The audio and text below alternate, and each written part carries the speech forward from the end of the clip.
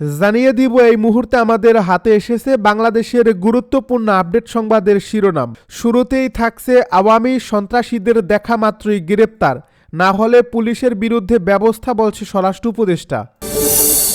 এবারে জানিয়ে দিব গণহত্যাকারী ফ্যাসিস্টদের পুনর্বাসনের ষড়যন্ত্রের অংশ হাদিকে হত্যা চেষ্টা। আরও জানাবো এটা স্পষ্ট যে অপরাধী এখনো দেশেই আছে বলছে হাদি ইস্যুতে ঝুমা। এবারে থাকছে আমরা একটি মানবিক বাংলাদেশ গড়তে চাই বলে মন্তব্য বিএনপি নেতা মুঈন খানের। সব শেষে জানিয়ে দিব লন্ডনের পথে জামায়াতের আমির ডাক্তার শফিকুর। এতক্ষণ শুনছিলেন হাতে থাকা আপডেট সংবাদের শিরোনাম, এবারে বিস্তারিত। তবে তার আগে অনুরোধ রইল ভিডিওটিতে একটি লাইক এবং কমেন্ট করে জানিয়ে দিন ভিডিও সম্পর্কে আপনার মূল্যবান মতামত। আরও জানিয়ে দিন ভিডিওটি কোথা থেকে দেখছেন বা কোন জেলা থেকে দেখছেন। আওয়ামী সন্ত্রাসীদের দেখা মাত্রই গ্রেপ্তার, না হলে পুলিশের বিরুদ্ধে ব্যবস্থা বলছে স্বরাষ্ট্র উপদেষ্টা। আওয়ামী লীগের যারা সন্ত্রাসী তাদের বিরুদ্ধে মামলা না থাকলেও আইনের আওতায় নিয়ে আসতে পুলিশকে নির্দেশনা দিয়েছেন অন্তর্বর্তী সরকারের স্বরাষ্ট্র উপদেষ্টা লেফটেন্যান্ট জেনারেল জাহাঙ্গীর আলম চৌধুরী। আইনের আওতায় না আনলে পুলিশ কর্মকর্তাদের বিরুদ্ধেও ব্যবস্থা নেওয়া হবে বলে হুঁশিয়ারি দেন তিনি। বুধবার বিকেলে নারায়ণগঞ্জ এক অনুষ্ঠান শেষে পুলিশকে এ নির্দেশনা দেন স্বরাষ্ট্র উপদেষ্টা। ফেরার পথে তার পথ আটকায় ছাত্রনেতারা। তারা জুলাই অভ্যুত্থানের সময় লুট হওয়া অস্ত্র উদ্ধার, আওয়ামী লীগ ওসমান পরিবারের সদস্য এবং তাদের সহযোগীদের গ্রেপ্তার, সীমান্তে নিরাপত্তা বাড়ানো, ওসমান হাদির উপর হামলার মূল আসামিকে গ্রেপ্তার, থানা ও আদালতকে রাজনৈতিক বলয়মুক্ত রাখাসহ 7 দফা দাবি জানান। দাবিগুলো যৌক্তিক উল্লেখ করে স্বরাষ্ট্র উপদেষ্টা বলেন, এসব দাবি বাস্তবায়নে ইতিমধ্যে কিছু পদক্ষেপ নেওয়া হয়েছে। গণহত্যাকারী ফ্যাসিস্টদের পুনর্বাসনের ষড়যন্ত্রের অংশ হাদিকে হত্যা চেষ্টা। গণহত্যাকারী পতিত ফ্যাসিস্ট শক্তির পুনর্বাসনের ষড়যন্ত্র হিসেবে জুলাই যোদ্ধা শরীফ ওসমান বিন হাদিকে হত্যাচেষ্টা করা হয়েছে বলে দাবি করছে 18টি ছাত্র সংগঠন। শরীফ ওসমান বিন হাদির উপর হামলায় জড়িত সব সন্ত্রাসীকে অবিলম্বে গ্রেপ্তার, দৃষ্টান্তমূলক শাস্তি নিশ্চিত এবং জুলাই গণ অভ্যুত্থানের নেতৃবৃন্দকে সর্বোচ্চ রাষ্ট্রীয় নিরাপত্তা প্রদান সহ 6 দফা দাবি জানিয়েছেন 18 ছাত্র সংগঠনের নেতৃবৃন্দ। বাংলাদেশ ইসলামী ছাত্র শিবিরের সেক্রেটারি নুরুল ইসলাম স্বাক্ষরিত বিবৃতিতে বলা হয়েছে, বাংলাদেশকে নিয়ে আজ বহুমুখী ষড়যন্ত্র ও স্বাধীনতা সার্বভৌমত্ব বিরোধী অপতৎপরতা চলছে। ইনকিলাব মঞ্চের মুখপাত্র শরীফ ওসমান বিন হাদি হলেন এসবের বিরুদ্ধে সোচ্চার ও বলিষ্ঠ কণ্ঠস্বর। পতিত ফ্যাসিস্ট আওয়ামী লীগ ও তাদের দোসররা দেশের রাজনীতিতে বিভাজন ও নিজেদের পুনর্বাসনের নীল নকশা বাস্তবায়নের অংশ হিসেবেই জুলাই যোদ্ধা ও ভারতীয় আধিপত্যবাদের বিরুদ্ধে আপোষহীন কণ্ঠস্বর শরীফ ওসমান বিন হাদিকে হত্যাচেষ্টার জঘন্য অপচেষ্টা করে। রাজধানীতে প্রকাশ্য দিবালোকে সংঘটিত এই সশস্ত্র হামলা স্পষ্টভাবে প্রমাণ করে যে গণহত্যাকারী পতিত ফ্যাসিস্ট শক্তি পরিকল্পিতভাবে জুলাই গণ অভ্যুত্থানের নেতৃত্বকে টার্গেট কিলিং মিশনে নেমেছে। জড়িতদের শাস্তিসহ 6 দফা দাবি সম্মিলিত 18টি ছাত্র সংগঠনের যৌথ বিবৃতিতে বলা হয়, জুলাই যোদ্ধা ওসমান বিন হাদিকে পরিকল্পিত হত্যাচেষ্টা প্রমাণ করে পতিত ফ্যাসিস্ট এই সন্ত্রাসী কার্যক্রম এখনও সক্রিয় রয়েছে এবং গণহত্যাকারী আধিপত্যবাদী শক্তি ভারতের প্রত্যক্ষ পৃষ্ঠপোষকতায় সংগঠিত হচ্ছে। ভারতে অবস্থানরত পতিত ফ্যাসিস্ট গণহত্যাকারী শেখ হাসিনা ও তার দোসরেরা এখন জুলাই গণ অভ্যুত্থানের সম্মুখ সারির যোদ্ধাদের টার্গেট বানিয়েছে। মুজিববাদ, ফ্যাসিবাদ, আধিপত্যবাদ ও অপসংস্কৃতির বিরুদ্ধে যারা দৃপ্ত কণ্ঠে কথা বলছেন তাদের কণ্ঠ স্তব্ধ করাই এই ষড়যন্ত্রের মূল উদ্দেশ্য।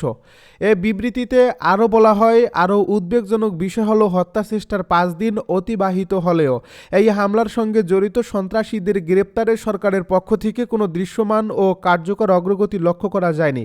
অপরদিকে জুলাই গণ অভ্যুত্থানের সরাসরি গণহত্যায় জড়িত থাকার সুস্পষ্ট অভিযোগ ও প্রমাণ থাকা সত্ত্বেও সন্ত্রাসী আওয়ামী লীগের অসংখ্য খুনি ও দুষ্কৃতকারী ধারাবাহিকভাবে জামিনে মুক্তি হয়ে সারা দেশে হত্যা, অগ্নিসংযোগ ও গোপন হামলার মাধ্যমে জনমনে আতঙ্ক সৃষ্টি করছে।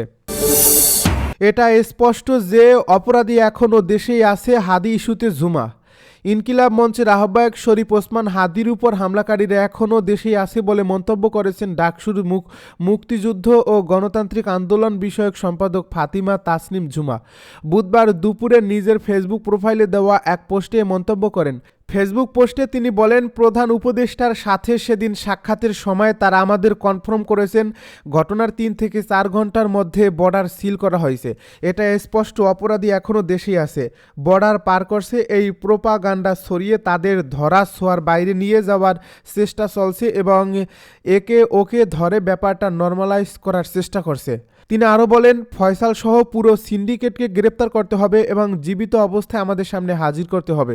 এর আগে শুক্রবার দুপুরে রাজধানীর পুরানা পল্টনের বক্স কালভার্ট রোডে বিজয়নগর এলাকায় ইনকিলাব মঞ্চের আহ্বায়ক এবং ঢাকা ৮ আসনের সম্ভাব্য স্বতন্ত্র সংসদ সদস্য প্রার্থী শরীফ ওসমান হাদী একটি রিকশায় যাওয়ার সময় মোটরসাইকেল করে আসা দুজনের একজন তাকে লক্ষ্য করে গুলি করে পালিয়ে যায়। গুলিতে হাদীর মাথায় গুরুতর আঘাতপ্রাপ্ত হন।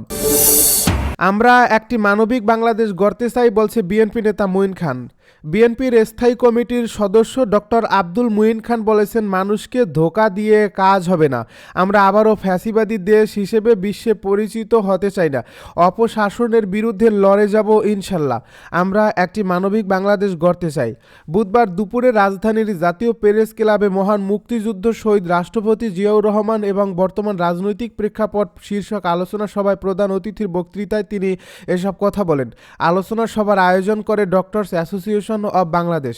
ডক্টর আব্দুল মুঈন খান বলেন, সাম্প্রতিক হিসেবে বাংলাদেশ এখন বিশ্বের সবচেয়ে ঘনবসতিপূর্ণ দেশ।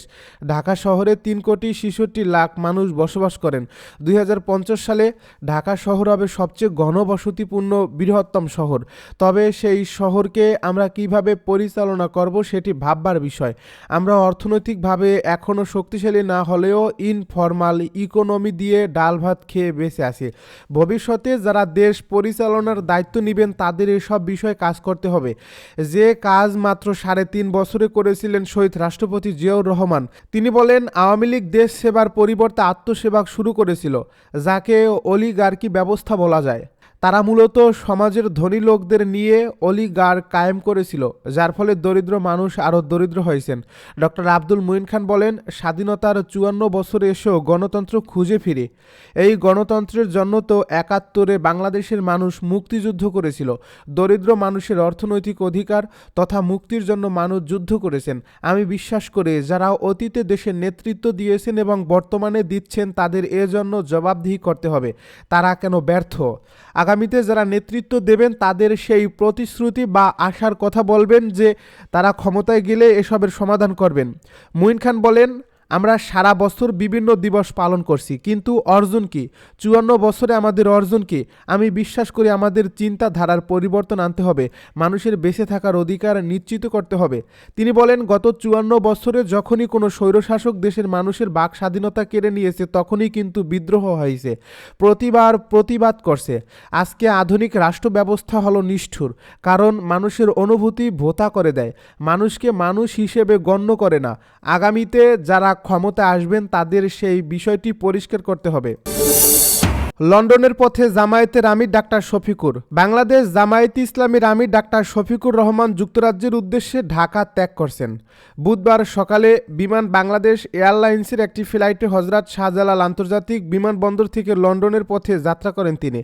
জামায়াতে ইসলামীর পক্ষ থেকে জানানো হয়েছে, যুক্তরাজ্য সরকারের একটি প্রতিনিধি দলের সঙ্গে পূর্ব নির্ধারিত বৈঠক ও কর্মসূচি